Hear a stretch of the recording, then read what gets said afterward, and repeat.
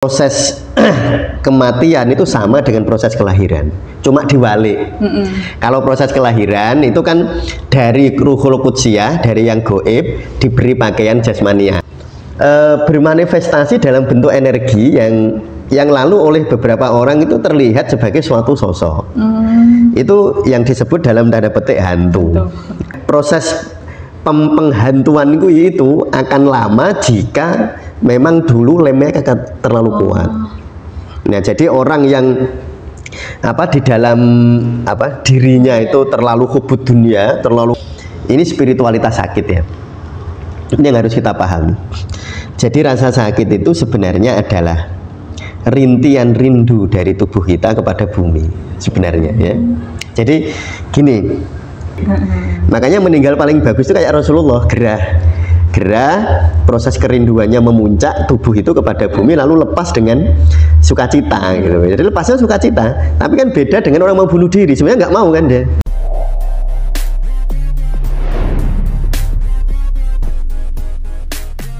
Assalamualaikum warahmatullahi wabarakatuh. Waalaikumsalam warahmatullahi wabarakatuh. Sahabat Tasawuf Indonesia, kita jumpa lagi di sesi ngobati ngaji pengobatan sufi di YouTube Tasawuf Indonesia. Iya. Ya, untuk 2 episode sebelumnya kita telah membahas tentang seri anastasi spiritual. Yang episode pertama kita ada teknik yang relaksasi progresif, terus yang kedua itu tentang pernafasan, latihan pernafasan. Nah, untuk episode kali ini kita akan menyelami lebih dalam lagi. Untuk hari ini seperti apa? Nanti kita langsung tanyakan ke Abraham Yusrami. Iya. Untuk yang kemarin kan kita telah membahas tentang anestesi spiritual atau spiritual. Mungkin kalau rasa sakitnya bisa diatasi dengan anestesi spiritual tadi. Nah, sebenarnya sebelum kita melangkah lebih jauh lagi, rasa sakit kalau dari sudut pandang sufi ini kok seperti apa? Sebenarnya sakit itu kan rumusnya kemarin sudah saya sampaikan ya. Rumusnya itu kenapa orang itu sakitnya lebih itu karena ada penolakan kan. Ya, seperti kemarin saya analogikan, kalau ada energi datang kepada kita lalu kita melawannya, benturannya kan kuat. Nah, jadi rasa sakit itu akan tambah jika penolakannya kuat. Tetapi sebenarnya begini. Dalam konsep pengobatan, sebenarnya sakit itu alarm. Ya, cuma alarm itu kan harus pas. Jangan sampai alarm, misalnya demam ya, demam itu kan alarm bahwa ada infeksi di dalam tubuh, itu alarm. Nah, tetapi jadi ada rasa sakit yang objektif ya, rasa sakit yang betulan sakit. Tetapi seringkali rasa sakit yang kita rasakan itu bukan karena rasa sakit yang objektif itu, tapi benturan penolakan. Yang nambah itu sebenarnya di situnya ya. Jadi rasa sakit itu ya ada, misalnya secara fisik kalau saya ditusuk oleh sesuatu atau kena peso, tentu ada rasa sakit. Tapi rasa sakit itu sering berlebihan. Jadi rasa sakit yang seharusnya 3 bisa jadi 10, bukan karena rasa sakitnya tapi benturannya. Nah, itu yang saya maksud tadi. Rasa sakit itu lebih banyak karena penolakan. Tapi tidak berarti ketika orang menerima terus sama sekali nggak sakit. Bukan, karena rasa sakit itu memang ada yang objektif. Cuma dia berlipat rasa sakitnya karena penolakan.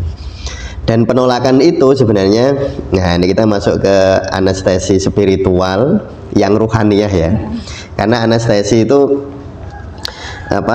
kemarin di pertemuan pertama kita sudah membahas teknik-teknik yang teknik-teknik yang secara fisik ya, kayak relaksasi progresif itu.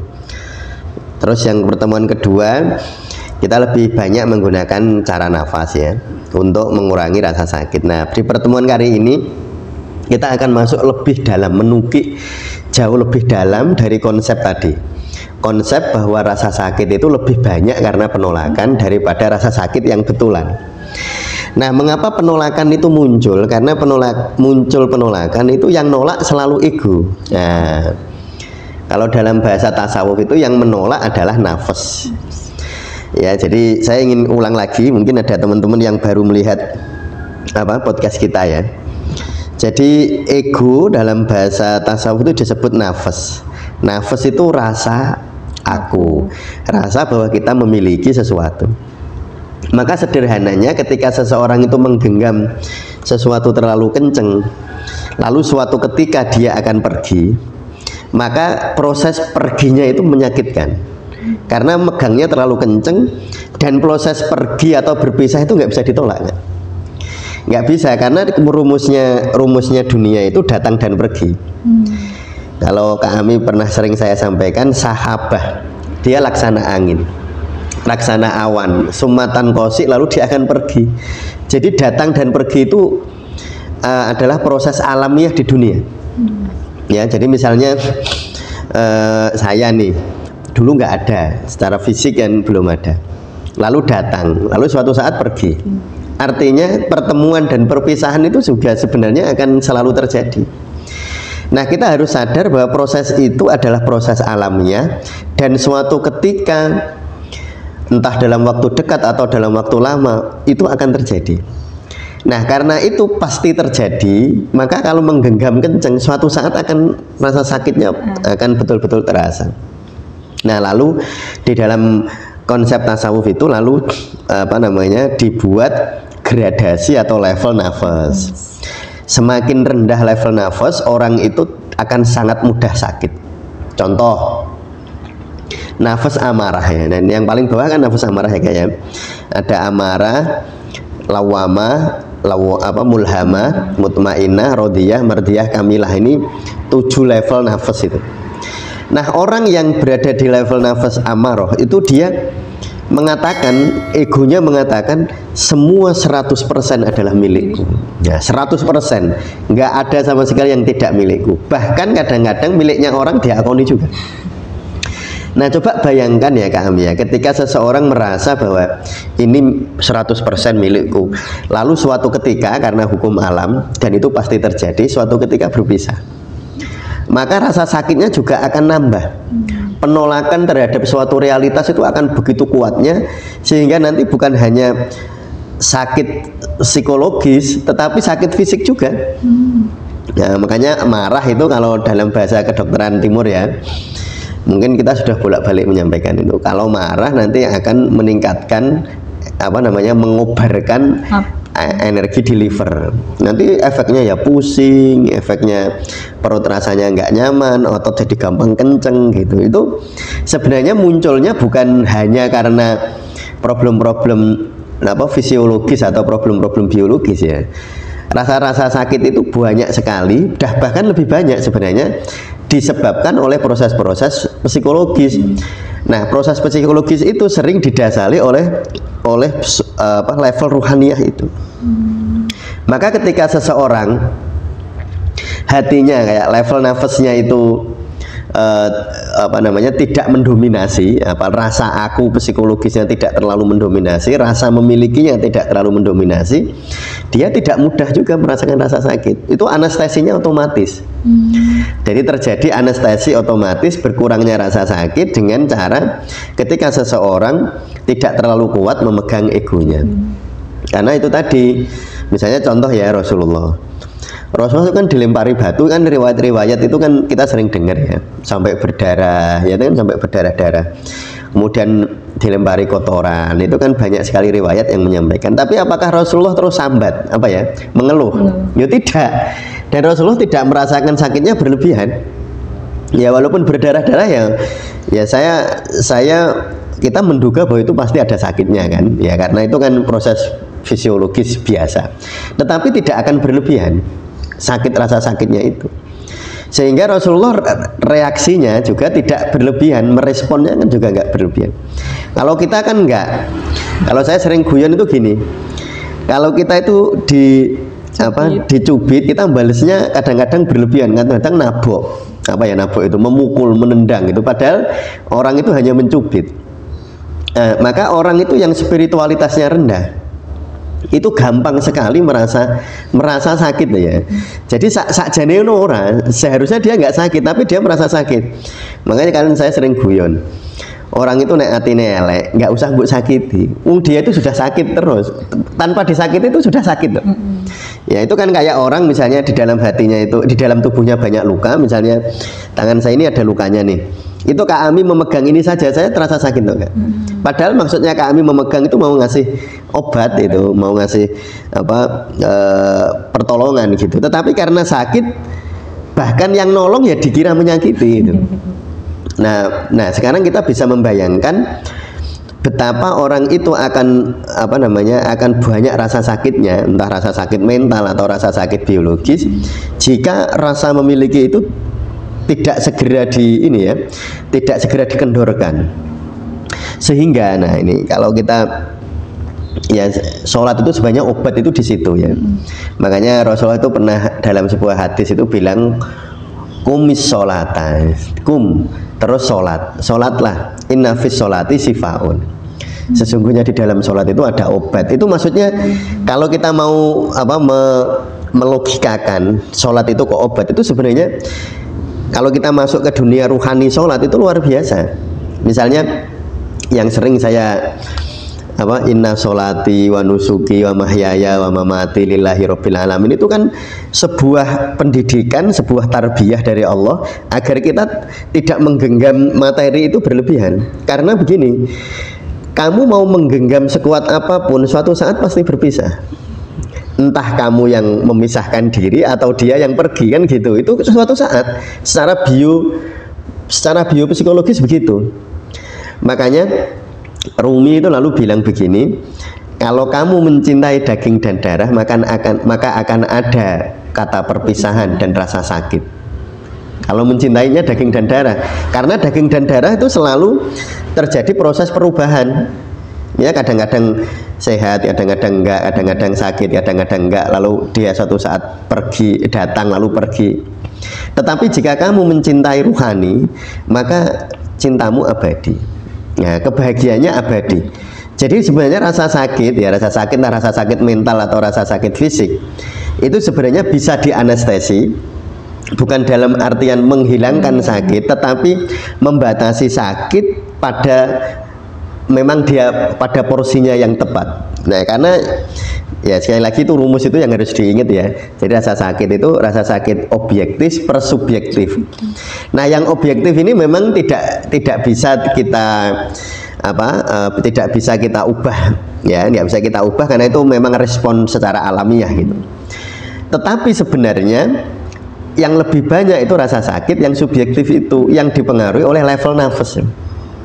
Nah, maka lalu berarti yang paling penting kan menaikkan level nafas itu kan yang paling penting ya, dari nafas yang amarah ya menuju naik sampai siapa tahu kita bisa mutmainnah, bahkan siapa tahu bisa rodiyah, siapa tahu bisa mardiyah. Kita bisa menaikkan level nafas, dan ketika seperti itu rasa sakit itu akan tidak berlebihan gitu. Maksudnya rasa sakitnya ya pas gitu. Karena rasa sakit itu sebenarnya gini Kak, ini spiritualitas sakit ya. Ini yang harus kita pahami. Jadi rasa sakit itu sebenarnya adalah rintian rindu dari tubuh kita kepada bumi sebenarnya ya. Jadi gini, tangan, otot, tulang, daging, darah, saraf, ini asalnya kan dari bumi, ya kan? Lah kok begitu Pak? Iya, dulu waktu kita berasal ya, kita kan berasal dari apa? Dari sperma dan telur ya. Nah, sperma dan telur ini adalah intisari dari proses nutrisi di dalam tubuh bapak ibu kita. Lalu kita kecil dulu 2 sel, lalu tumbuh dengan aliran darah yang ngalir dari yang memasuki plasenta ya, atau lewat tali pusar masuk ke kita, lalu kita tumbuh. Itu kan asalnya dari bumi ya. Ibu kita makan waktu hamil kan, makan ya, makan lalu jadi nutrisi makanan, lalu jadilah sel-sel kita bertambah. Waktu kita lahir juga sama, kita makan ya, kita makan dari hasil-hasil semesta ya, hasil-hasil ya, baik semesta dalam artian ini udara, juga semesta dalam artian bumi, air dan bumi. Jadi suatu ketika tubuh kita itu rindu gak untuk pulang kampung? Iya, jadi kan jadi kampung halaman dari tubuh fisik kita ini, biopsikologis kita itu bumi. Nah, maka ketika akan ada suatu masa bahwa tubuh itu kadang-kadang ada letupan-letupan kepada bumi sebenarnya, letupan-letupan kepada kampung halaman, dan itu adalah seringkali bermanifestasi sebagai rasa sakit yang sebenarnya dia harus kita maknani ya dengan makna yang lebih dalam. Dia bukan penderitaan. Rasa sakit itu sebenarnya, rasa sakit itu letupan-letupan kerinduan sistem biopsikologis kita kepada asal muasalnya. Karena mesti orang itu kalau sebahagia pun atau sesenang apapun orang berada di tempatnya sekarang, itu selalu ada letupan-letupan kerinduan terhadap kampung halaman, ya kan? Saya Kak Ami ini, kampung halamannya kan Purwodadi. Misalnya nanti Kak Ami terus tinggalnya di Semarang, dapat pasangan hidup misalnya orang di suatu tempat misalnya di Semarang gitu. Terus Kak Ami bahagia atau Kak Ami misalnya berada dalam situasi yang menyenangkan. Tapi semenyenangkan apapun Kak Ami di Semarang, selalu ada letupan-keletupan kerinduan untuk pulang kampung, untuk melihat kampung halaman, dan itulah yang tubuh kita lakukan. Jadi rasa pusing, rasa nyeri itu kalau dalam konsep spiritual itu letupan kerinduan kan, yang harus kita hormati sebenarnya. Sebagai tubuh itu kan pakaian. Jadi tubuh itu bukan kita, tubuh itu pakaian yang dipinjamkan oleh bumi, yang dipinjamkan oleh air, yang dipinjamkan oleh udara kepada kita. Ini pinjaman, dan kita harus maklum bahwa ketika kita meminjam kepada sang bumi, ini pakaian ini nanti akan ditanggalkan juga, karena memang dia harus kembali kepada asal muasal. Sebagaimana diri kita yang sejati juga akan kembali kepada asal muasal, yakni innalillahi wa inna ilaihi rajiun. Bahwa kita ini asalnya dan kita ini miliknya Allah, suatu ketika juga akan kembali. Nah, sebenarnya proses-proses kematian ya kayak proses-proses sakaratul maut itu kan proses pelepasan pakaian itu. Nah, kalau seseorang pakaiannya terlalu kerat, terlalu lengket, itu nek ngelepas sakit loh Kak. Ya, makanya beberapa ya di ngobati apa enggak ya? Episode tentang sakaratul maut itu bukan karena orang punya pusoko, bukan karena orang punya ini, bukan. Proses sakaratul maut itu menjadi susah karena memang pakaian duniawinya dipakai terlalu ketat. Jadi semua harus jin. Makanya ketika mau suatu ketika takdir datang, Israel datang lalu harus memisah. Nah, saat berpisah kok lengket kan sakit kan? Ya kayak misalnya ini kulit kita nih, ketempelan lem-lemnya lengket banget. Kalau kita kelupas ya berdarah. Itu proses. Jadi sebenarnya kematian itu kan proses ruh kita terlepas dari pakaiannya. Nah, nanti pakaian itu juga sebenarnya kan loh Kak, berlapis-lapis loh Kak. Yang disebut kematian biologis itu lepasnya biologis secara fisik, jadi berhentinya jantung. Tetapi saat orang meninggal hari itu tidak langsung pakaian yang lain lepas. Pakaian yang lain itu apa? Pikiran, perasaan, keinginan. Nah, itu yang sering orang sebut lalu terjadinya fenomena-fenomena yang orang menganggap hantu, itu sebenarnya konsepnya nanti di situ. Ya, jadi hantu itu bukan diri kita yang sejati yang balik ke bumi. Kalau yang sejati, yang meninggal yang sejati, itu kembalinya kepada Allah, itu pasti kembali. Ya, jadi innalillahi wa inna ilaihi rajiun itu kembali. Tetapi lepasnya itu kadang-kadang tidak sempurna pada satu saat. Jadi yang pertama lepas fisik dipaksa. Nah, tetapi pikiran masih nempel. Nah, nanti pikiran lepas. Dan pikiran itu energi kan. Sehingga energi pikiran itu seringkali dia bermanifestasi dalam bentuk energi yang lalu oleh beberapa orang itu terlihat sebagai suatu sosok. Itu yang disebut dalam tanda petik hantu. Tapi itu sebenarnya bukan sosok yang punya keakuan, bukan. Itu hanya ini loh, hanya kilasan energi biasa gitu, kayak asap gitu loh Kak. Kayak asapnya dia, misalnya kami nih, kan ini ada api, terus buat tiup, gitu, apinya kan mati, asapnya kan masih kan. Nah, itu maksudnya.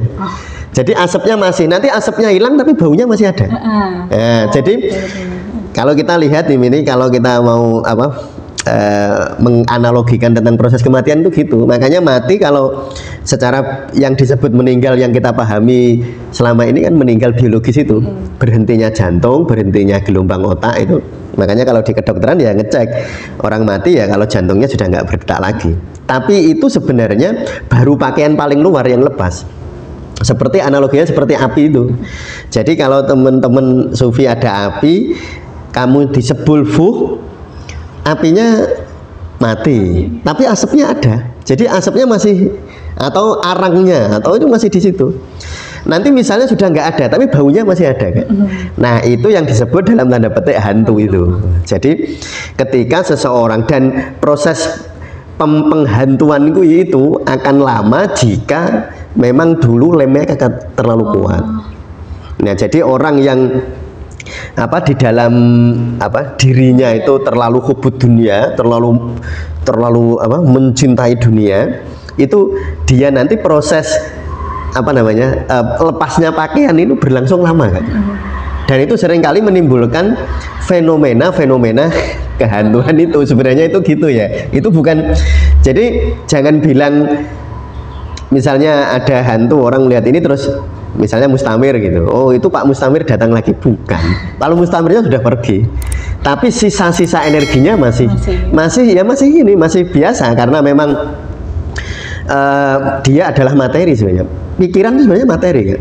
Perasaan itu materi. Jadi makanya biopsikologis itu, saya mengulang-ulang kata ini ya kayak biopsikologi itu selalu saya ulang-ulang agar kita memahami bahwa sebenarnya proses psikologis dan biologis itu sebenarnya jadi satu. Cuma psikologis itu lebih subtil, dia lebih lengket.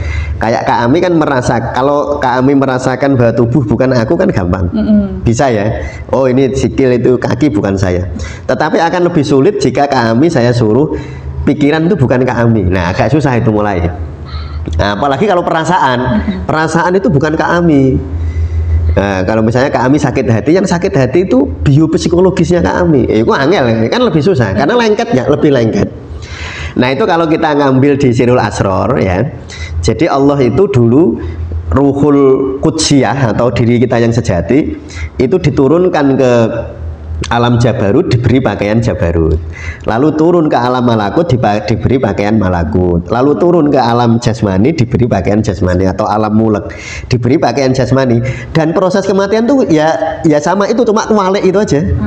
Jadi pertama lepasnya pakaian Jasmania, kedua terlepasnya pakaian Malakiyah. Malakiyah itu pikiran dan perasaan Kak, keinginan. Lalu terlepasnya pakaian Jabarut, itu rasa aku, nafas itu. Nah nanti kalau sudah ucul, kalau ini ucul sempurna dia kembali. Nah jadi sebenarnya proses itu sebenarnya sekali lagi proses kematian itu bertingkat-tingkat. Nah yang disebut mati di dalam syariat itu mati dalam artian biologis, tapi psikologis itu belum, karena dia lebih subtil. Tapi nanti ya lama-lama hilang karena psikologis itu sebenarnya dia proses dari biologis. Maksud saya begini, kalau teman-teman ya, jadi misalnya ini kalau dalam konsep praktis ya, ada sebuah tempat ada orang bunuh diri ya, kita bisa bayangkan orang bunuh diri itu tingkat stresnya kan memuncak, iya kan, memuncak karena dia ingin membunuh dirinya sendiri, itu kan proses yang memuncak, itu emosinya kuat sekali kan. Lalu kadang-kadang dan seringkali orang lalu melihat tempat pembunuhan, tempat bunuh diri itu menjadi serem karena memang ada getaran psikologisnya, itu bukan orangnya. Dan sebenarnya kita nggak usah takut, karena sebenarnya guyonan tapi bener loh, maton ya, guyon maton. Engkau mbok mbarke hilang dewe ya. Nanti kalau dibiarin hilang sendiri karena nanti dia menguap. Yang menjadi susah itu sebenarnya bukan dianya, tapi persepsi dia terhadap itu. Kalau kita takut, ya misalnya kita takut di suatu tempat, sebenarnya dalam tanda petik, saya kasih tanda petik ya, karena ini bukan hantu yang diartikan di sinetron ada hantu sosok gitu, bukan. Jadi hantu itu menjadi lebih lama hilangnya bukan karena dia nggak hilang, persepsi kita yang nggak hilang. Kalau dianya nanti hilang, hantu itu lama-lama hilang. Jadi tanpa diapa-apain. Itu hukum alam kayak ini loh. Kak Ami misalnya neblok ke ada udang, terus Kak Ami masak, lalu kepalanya udang mbok taruh ke ke sebuah tempat gitu ya, ke tanah gitu, nggak usah mbak apa-apain kan hilang kan nanti kan, iya kan, ya nanti dia membusuk lalu diserap oleh bumi, dimakan jasad renik, ya sudah gitu. Sama kayak api tadi kan juga lama-lama ya, lama-lama hilang. Yang nggak hilang itu sebenarnya sesuatu itu serem dalam waktu lama karena ego, karena persepsi kita terhadap itu. Bukan kalau itu hilang nggak usah khawatir, jadi nggak usah diapa-apa kayak asli nih. Jadi kalau kita misalnya ya nemuin atau merasa di sebuah tempat itu dulu di situ ada kecelakaan, ada ini, memang akan ada energi yang berbeda. Karena proses meninggalnya kan mendadak kayak. Proses meninggal yang mendadak itu akan selalu terjadi penolakan, terutama psikologisnya. Beda dengan orang sakit. Makanya meninggal paling bagus itu kayak Rasulullah, gerah, proses kerinduannya memuncak tubuh itu kepada bumi lalu lepas dengan sukacita gitu. Jadi lepasnya sukacita. Tapi kan beda dengan orang mau bunuh diri, sebenarnya nggak mau kan dia. Tapi dia jadi antara mau dan nggak mau proses penuh. Atau orang misalnya misalnya kecelakaan, itu kan terjadi hentakan perpisahannya kan mendadak kan. Itu biasanya memang lalu ada energi psikologis yang masih yang masih tertinggal di sana. Tapi sebenarnya nggak usah khawatir, itu lama-lama hilang. Cuma karena kita lalu mempersepsi di situ ada hantunya, ya jadi lama. Ya itu ya, jadi itu ini kita jadi bergeser ke perhantuan. Ya nggak apa-apa Kak, nanti yang ini kita tadi nggak merencanakan. Nanti yang kita rencanakan kan lagi nanti ke konsep anestesi spiritual ya. Tapi nanti ini kita selesaikan ini tentang perhantuan ini karena saya juga jarang cerita kayak gini kan, jarang. Biasanya juga yang terjadi di masyarakat kan banyak problem yang kayak ini disebabkan oleh hantu sawanan gitu ya. Ya sawanan itu ada, sawanan itu vibrasi negatif, tapi jangan dimaknani vibrasi dari suatu sosok gitu loh. Yang jadi problem kan hantu itu dianggap sosok. Jadi hantu itu seakan-akan punya ego gitu loh ya. Padahal enggak, hantu itu transformasi energi biasa. Jadi biasa, terus nggak usah diapa-apain juga, nanti hilang sendiri kok. Kayak ya itu tadi kayak saya kasih contoh. Yang penting kami kalau punya sampah ya dibuang aja ke tempat sampah. Nanti dia itu hilang sendiri, akan terserap oleh bumi, dia hilang sendiri. Makanya kalau kan saya sering dimintai tolong kan sama masyarakat gitu, nah, tentang ini rumahnya serem Ustadz, tolong dibersihkan. Sebenarnya ya saya nggak melakukan pembersihan, melakukan pembiaran sebenarnya saya. Jadi saya nggak membersihkan, saya biarin. Ya artinya yang lebih penting untuk saya ubah sebenarnya persepsi yang punya rumah sih, bukan itunya. Kalau itu tuh benda biasa, ya kayak benda-benda biasa itu, kayak makanan, kayak minuman ya. Jadi dia bukan sesuatu yang lalu punya ego terus bisa menyerang kita. Yang menyerang kita itu sebenarnya persepsi kita sendiri yang menyerang kita, bukan dianya nyerang kita. Apalagi kalau ditambah-tambahi sugesti kan, misalnya ada orang pintar datang ke rumah lalu bercerita macam-macam, ini ada itu tambah sugesti, akhirnya makin cemas. Nah kalau orang makin cemas, persepsinya makin menyerang dirinya sendiri. Jadi proses kematian itu sebenarnya berlapis-lapis ya. Makanya kita sering melihat ya, ini kita tidak membahas syariatnya karena itu perdebatan. Ya, saya nggak mau masuk ke perdebatannya, tetapi sebenarnya proses kematian itu sama dengan proses kelahiran, cuma diwalik. Kalau proses kelahiran itu kan dari ruhul qudsiyah, dari yang goib diberi pakaian jasmaniah, ya toh? Dan pakaiannya lapis-lapisan, berlapis. Kayak kita ini kan pakaiannya lapisan, ini pakaian yang kita buat, lalu ada kulit, lalu ada tulang. Nah itu kan jasad saja ini berlapis loh Kak, jasad ini berlapis. Dan nanti setelah jasad terkelupas, nah ini yang disebut mati secara syariat, itu terkelupasnya jasad itu, atau lepasnya jasad. Tapi nanti kan lapisannya kan bukan hanya itu.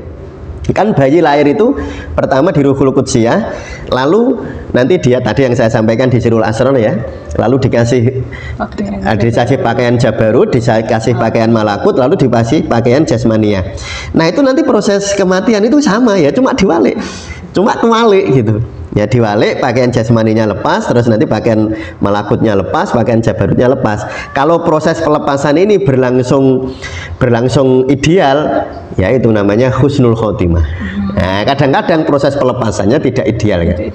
Jadi kesakitannya apa namanya proses pelepasannya harus dipaksa. Nah, udah dipaksa. Pertama tubuhnya dipaksa dulu. Itu yang sering saya katakan ketika mau meninggal ditarik sakaratul maut atau pas nazak itu dia kesulitan, nggak jadi lagi. Itu sebenarnya proses itu, proses pelepasan yang apa namanya jasmaniyah yang kesulitan. Tapi itu setelah orang dimakamkan, yang dimakamkan itu kan biologis. Ya ingat ya, yang dimakamkan itu biologis. Psikologisnya nanti menguap diserap oleh langit. Diserap oleh udara gitu loh kan. Diserap nanti kayak ini. Kami punya lilin, terus ada apinya. Lilinnya terus mati, lilinnya disalah kayak dibalikin nenggone ya, ditaruh di tempat lagi gitu. Nah yang ini yang asapnya ya diserap. Ya diserap. Jadi sebenarnya prosesnya begitu kan. Terurai sendiri. Nah, jadi proses kematian itu adalah sama dengan proses kelahiran cuma kebalik. Nah, sehingga lalu terjadi fenomena-fenomena yang orang lalu menganggapnya oh ini ada hantu, ada mistis. Padahal itu nggak mistis, itu proses alamiah. Seperti proses kelahiran itu.